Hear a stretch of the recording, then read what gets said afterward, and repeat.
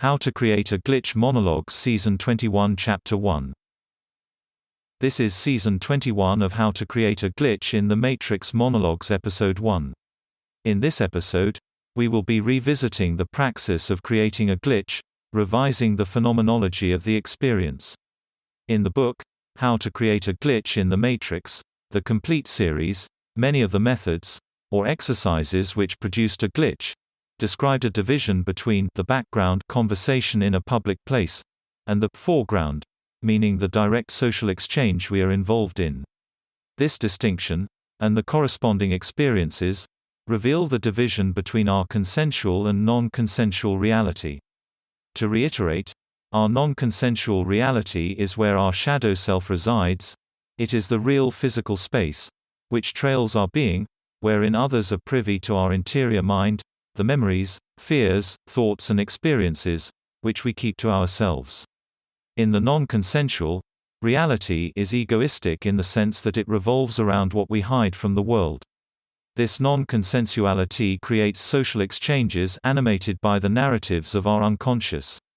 Thus, in the complete series, when we talk about people saying things that we can infer about us, then discussing us tangentially, finally directly discussing our thoughts, memories, and experiences, in the non-consensual space just at the edge of our conscious attention, really what we're talking about is the broadening of our consciousness into the non-consensual.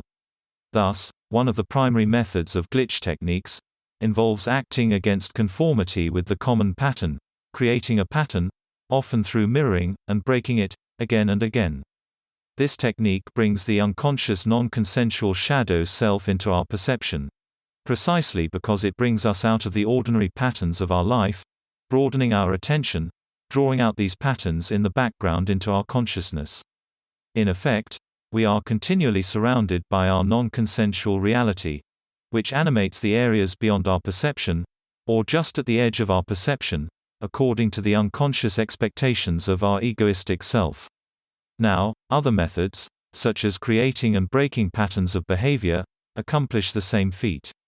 By stepping beyond our bodily rhythms, the patterns produced passively by our daily life, we are stepping into the non-consensual realm of activity animated by our shadow self. Thus, creating a glitch is largely about stepping beyond the consensual purview of our conscious perceptions into the imperceptible just beyond them. Other techniques, such as acting against impulse, broaden the substance of our non-consensuality. Repression of one's natural instincts has the effect of diverting them into the substance of our non-consensual self, manifesting them within the confines of the world just beyond our perceptions. Also, manipulating social tension, creating it, and releasing it, artificially, reflects the undulation of the underlying substance of our expectation field. It is as if the tension within our consensual reality, and the non-consensual one, is mediated by our bodily tension, thus, causing it to fluctuate wildly, manifests as the shifting back and forth of the two. Rather like the water in a wave pool, gushing back and forth, our consensual and non-consensual spaces are different substrates, fluids of a different density, which course and shift against each other with the tension in our bodies. Revealing the very insubstantial nature of the world outside our consensual reality, its artificiality, is possible using such techniques. It reveals a world where we are the center, where our thoughts, edification, humbling and gratefulness, are guiding themes. Where it is possible for us to discover people who know details about our lives we didn't think possible. Or where people act in absurd fashion, not making sense, or acting without context. This is also why destroying the context is so important. Acting in such a fashion as to eliminate contextual meaning, out-of-context actions, undermine the local nature of our consensual space.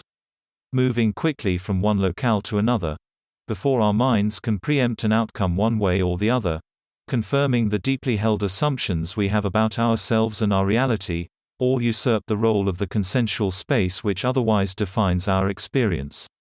For ultimately, we exist in a Truman Show-type reality. Our minds dictate what we see, concealing the truth of ourselves and our reality, behind the ordinary everyday habits we maintain. That's the end of the podcast for today. If you enjoyed it, please like, comment and subscribe.